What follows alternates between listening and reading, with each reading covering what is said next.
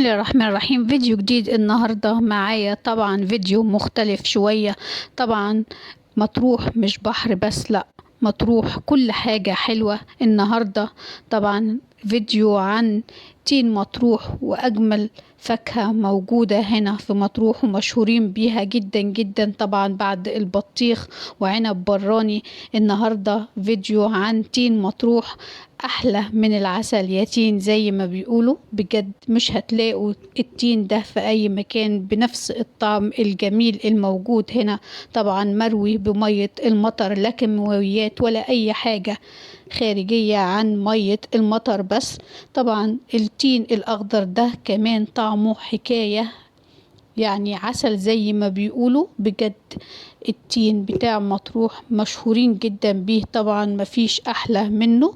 طبعا كانتالوب وشمام ومانجة مطروح والبطيخ طبعا الصحراوي اللي مش هتلاقوه في أي مكان. إن عملت النهاردة الفيديو علشان أقدر أوصل لكم صورة حلوة عن أحلى فاكهة طبعا مشهورة جدا هنا في مطروح. مفيش حد بيجي في الصيف إلا ما بياكل تين مطروح ويعشق تين مطروح. وطبعا كل الفاكهة اللي بقدمها النهاردة كلها صحراوي، طبعا زي ما قلت مروية بمية المطر. حبيت النهاردة أوريكم أحلى فاكهة موجودة هنا ومشهورين بيها جدا جدا. وطبعا عنب براني ملهوش مثيل طبعا، وكان لازم، ما قدرتش أقاوم ولازم أدوق. بجد حاجة جميلة جدا جدا. طبعا زي ما قلت مفيش أحلى من تين مطروح. كل الفاكهة كمان هنا كويسة علشان طبعا مروية بمية المطر، مفيش أي كيماويات أو مبيدات. طبعا زي ما انتوا شايفين شكل التين عامل ازاي، كمان طعمه بجد حكاية. تعملي منه احلى مربى تين عسل زي ما بيقولوا. بجد حاجة جميلة جدا جدا. التين الاخضر كمان هنا بجد، يعني انا كنت اول ما شفته قلت ازاي تين اخضر هيكون طعمه حلو؟ لا بجد طعمه حكاية، هتعشقوه هتدمنوه، كمان هتكونوا مدمنين لتين مطروح. زي ما انتوا شايفين الأسعار طبعا عندنا 20 و15 وفي ب10 كمان. بس طبعا التين شكله زي ما انتوا شايفين بجد يشهي. كمان عنب براني والبطيخ الصحراوي هنا حكاية، مش هتلاقوه في أي مكان تاني.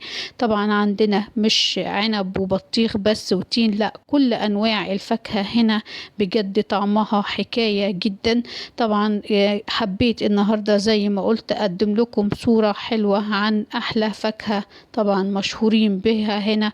كل أنواع الفاكهة الموجودة هنا بجد طعمها حكاية زي ما انتوا شايفين. كمان في الكمثرى والمانجا كمان، وأسعارهم كمان مش عالية الفترة دي. الحاجة جميلة جدا جدا، وطبعا سعرها مش عالي زي ما قلت. حبيت النهاردة أقدم لكم تين مطروح والمنتجات الصحراوية كلها. طبعا قدرت الحمد لله أضحك الشاب اللي بيبيع ده، كان مكشر جدا جدا جدا، مش بيبتسم خالص، بس الحمد لله قدرت إن أخليه يبتسم ويضحك كمان. زي ما قلت أنا النهاردة عملت فيديو بسيط جدا لحد طبعا ما النوة تنتهي، وبإذن الله تعدي على خير. من بكرة إن شاء الله البحر هيكون جميل جدا جدا وممتع، ونرجع تاني نرجع تاني للبحر والصيف من الأول.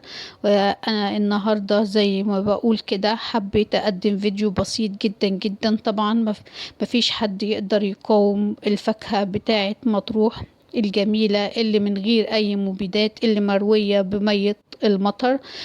زي ما قلت حاجة بجد حكاية. كمان البلح الأصفر ده هي بتبدأ بواحدة وبتنتهي بكرتونة زي ما انتوا شايفين، طبعا من جماله ومن كمية السكر الموجودة فيه. كمان طبعا المانجا كمان هنا حكاية بجد. والعنب طبعا البناتي. البطيخ ده الأصفر ده أنا بجد ما قدرتش أوصل لاسمه، سمعت أسامي كتير كتير، بس طبعا سمعت إنه فوائده كمان كتير جدا. هو طعمه مش بيبقى حلو بس فوائده عالية جدا. وطبعا برتقان الصيفي هنا كمان حكاية. كل الفاكهة الموجودة واللي صورتها واللي قدرت أتكلم عنها كلها مروية بمية المطر، وكمان كلها صحراوي من منتجات مصر.